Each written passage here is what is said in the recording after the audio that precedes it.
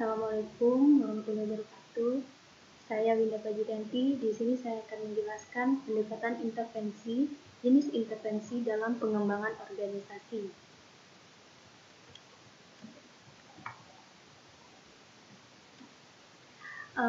Ada beberapa ahli yang mengemukakan tentang pengertian dari intervensi tersebut. Yang pertama ada dari Warner Webroof yang menjelaskan bahwa intervensi tersebut merupakan suatu kegiatan perbaikan yang terencana dalam proses pengembangan organisasi.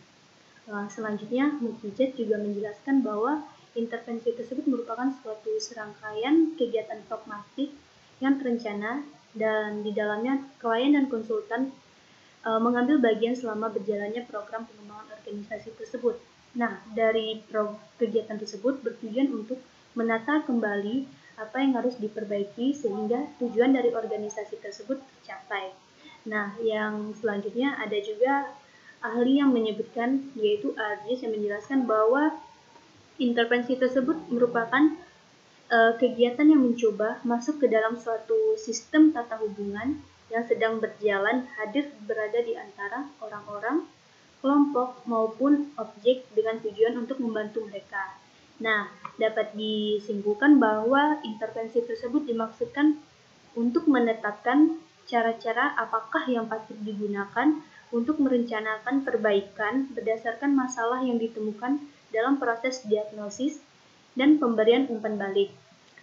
Jadi di sini intervensi tersebut berarti keikutsertaan klien dan konsultan bersama-sama merencanakan proses perbaikan berdasarkan atas masalah yang dijumpai dalam proses diagnosis.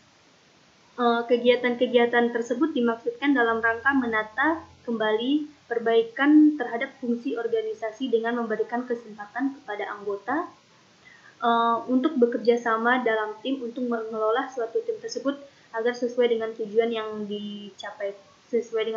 ingin dicapai oleh organisasi tersebut.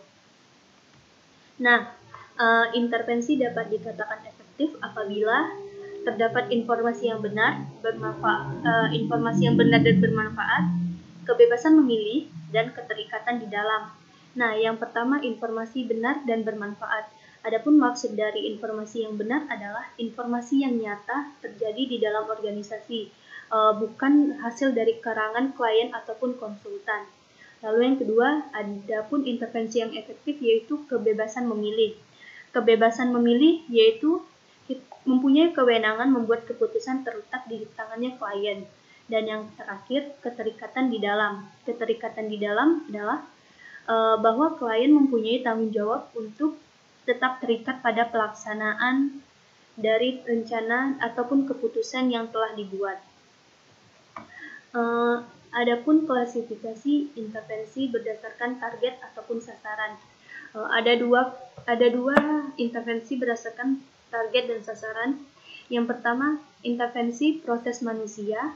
Adapun maksud dari intervensi proses manusia tersebut adalah intervensi ini berfokus pada orang dalam organisasi dan proses melalui mana anggota organisasi mencapai tujuan organisasi tersebut, di mana dalam mencapai tujuan tersebut melalui proses seperti dari komunikasi, pemecahan masalah, pengambilan keputusan kelompok, serta dilihat dari bagaimana manajemen kepemimpinan dalam suatu proses tersebut.